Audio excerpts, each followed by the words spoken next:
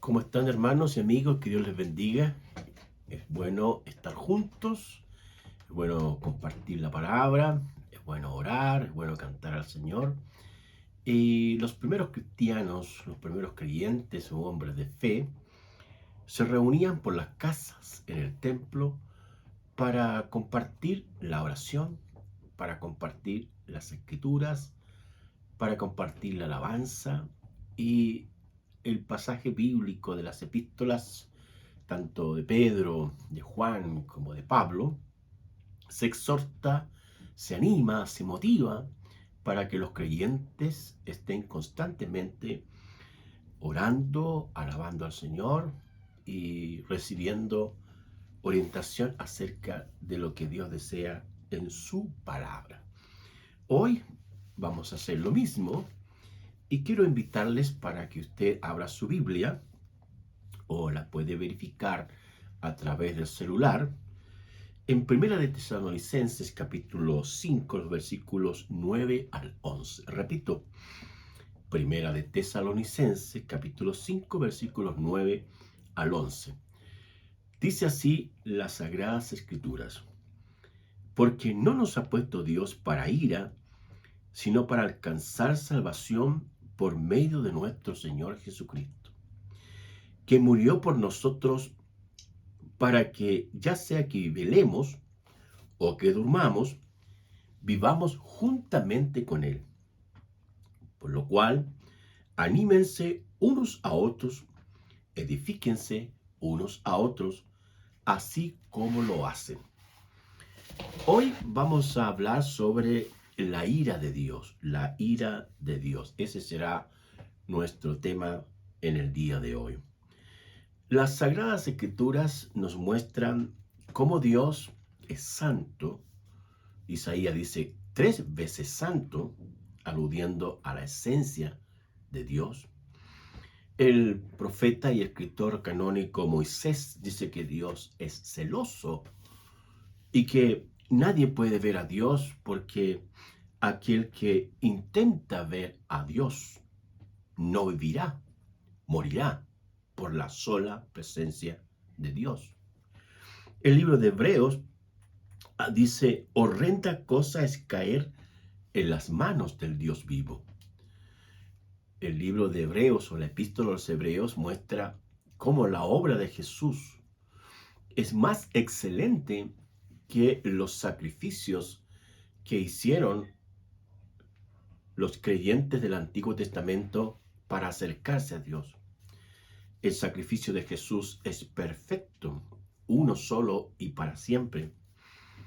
Y al mismo tiempo, la obra de Jesús por el mismo Señor Jesucristo es más grande y gloriosa que los líderes o siervos que hicieron algún trabajo, algún servicio a Dios en el Antiguo Testamento. Jesús es más grande que Moisés, que Abraham, que Isaac, que Jacob, que David, que todos de ellos. Jesús es más grande en cuanto a su ministerio, a su oficio, a su servicio y al sacrificio que él realizó en la cruz del Calvario. Dura cosa es caer en las manos del Dios vivo.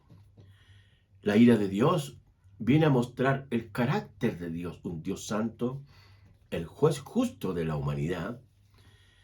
Y hay pasajes que dicen que Dios no tendrá por inocente a aquel que es culpable. Desde Génesis capítulo 1 y 2 encontramos que todo lo que Dios hizo era bueno y se repite en varias ocasiones. El capítulo 3 muestra el pecado del hombre, la desobediencia humana, y todo pecado es violencia contra Dios y también contra los semejantes. El pasaje de las Escrituras continúa hacia adelante en relación a las consecuencias que tienen que ver con el pecado, tanto hacia el hombre, la mujer, la serpiente y la misma creación.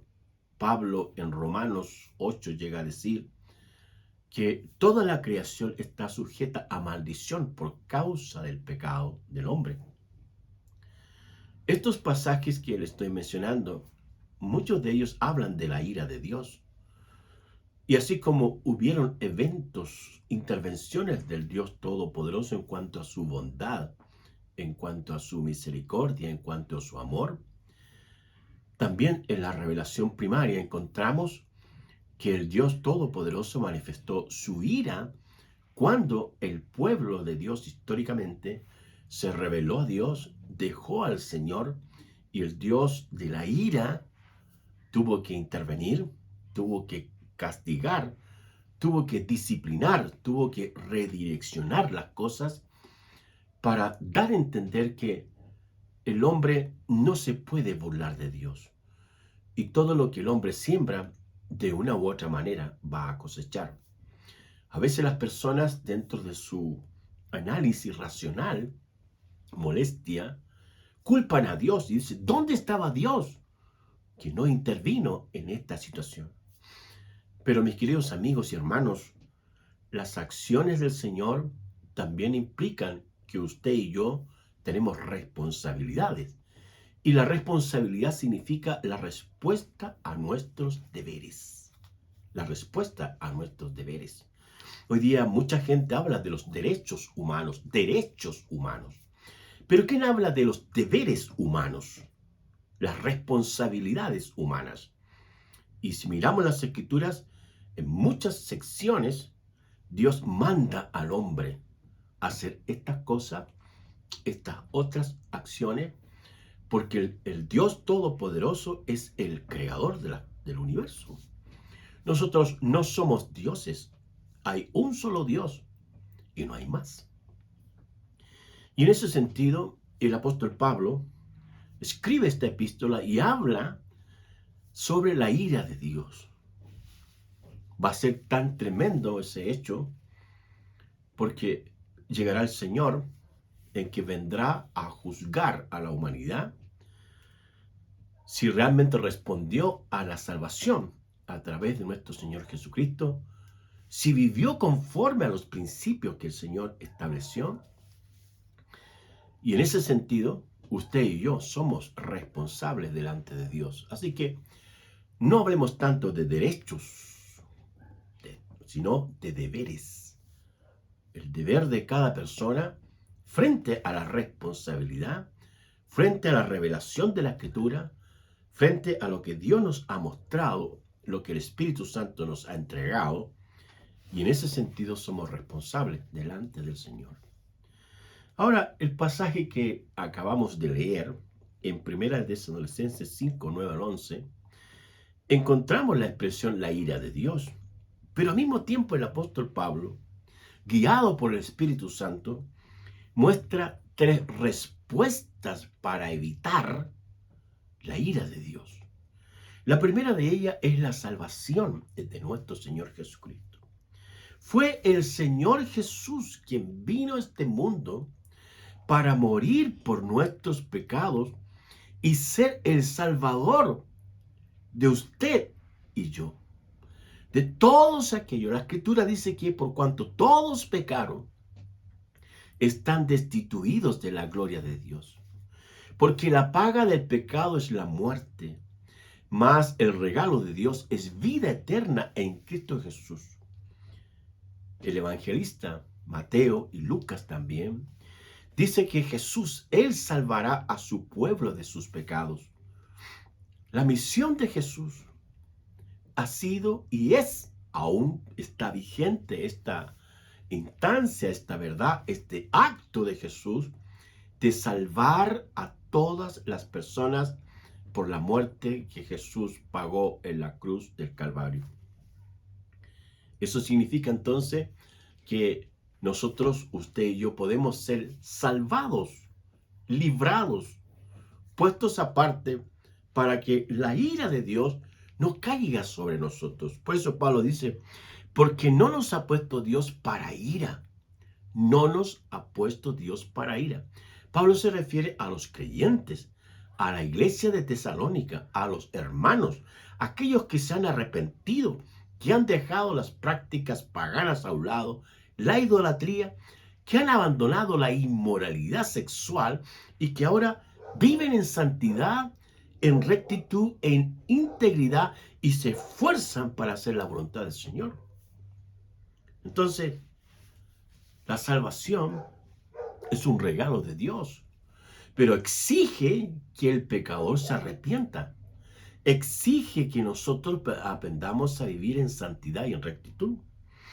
Romanos 5:9 dice, estando ya justificados en su sangre, seremos salvos de la ira. La sangre de Cristo fue derramada en la cruz del Calvario para limpiar nuestros pecados.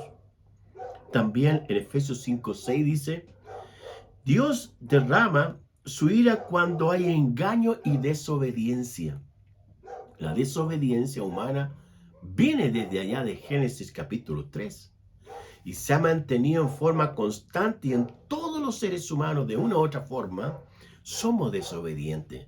Pero con la ayuda del Señor y la ayuda del Espíritu y la lectura constantemente de la palabra del Señor, el Espíritu Santo va haciéndonos oír con mayor detención y claridad y estar atentos para atender los consejos del Señor, que son saludables, que son benéficos y que dan paz a nuestros corazones. En segundo lugar, como librarnos de la ira de Dios, es a través de la muerte de Jesús. Jesús, al morir en la cruz del Calvario, llevó nuestros pecados.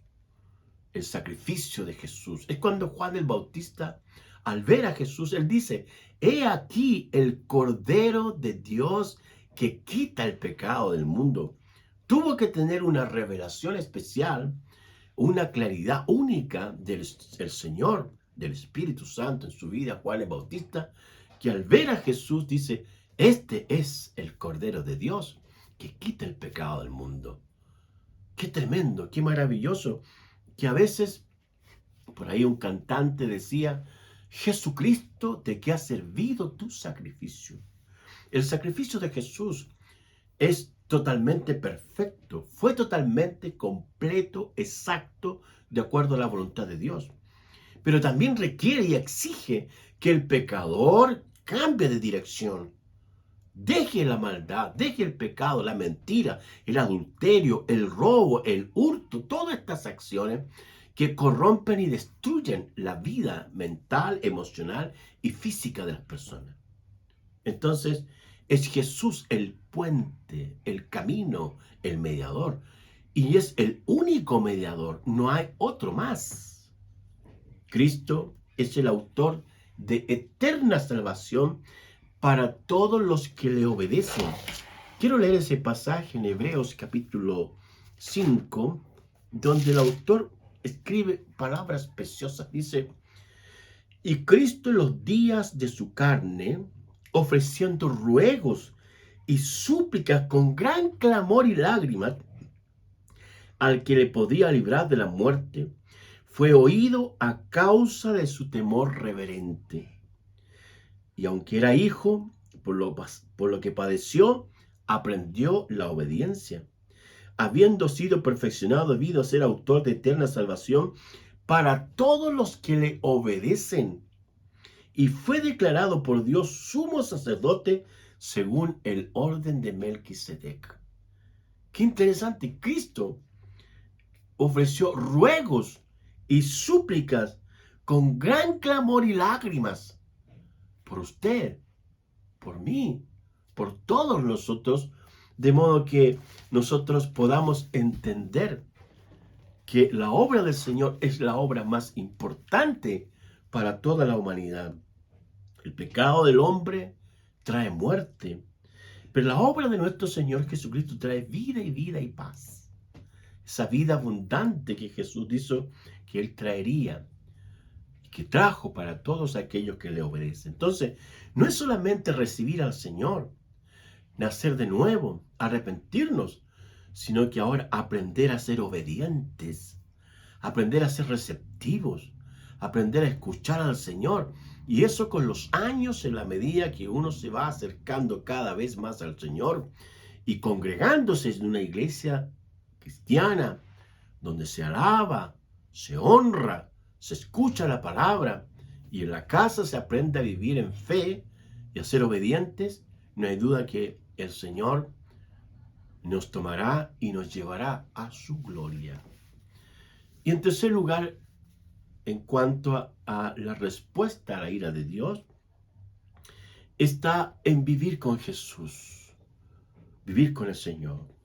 En Juan 10:10, en la parte B, dice Jesús: yo he venido para que tengan vida y la tengan en abundancia.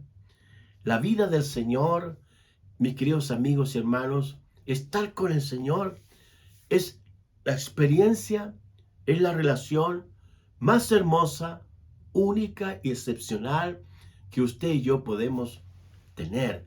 Jesús no vino a crear una religión más que de las históricamente que habían o contemporáneas al tiempo de ese siglo primero. Jesús vino a resolver el conflicto del hombre, el pecado.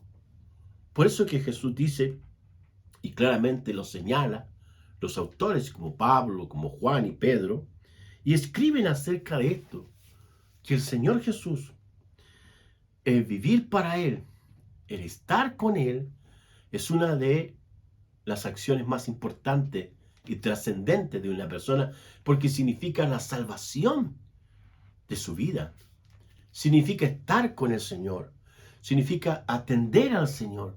Y cada día decir: Señor, guíame en este día, guárdame en este día, ayúdame a escuchar tu voz, ayúdame a hablar tu palabra, ayúdame a hacer tu buena voluntad, porque es eso, en el fondo, lo que tenemos que aprender. Cuando somos niños, hablamos como niños. Cuando somos jóvenes, tenemos muchas aspiraciones y aventuras.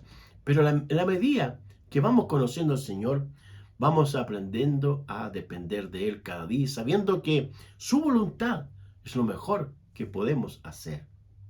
Entonces, vivir para el Señor, en Romanos 14:8, el apóstol Pablo habla de vivir para el Señor cada día.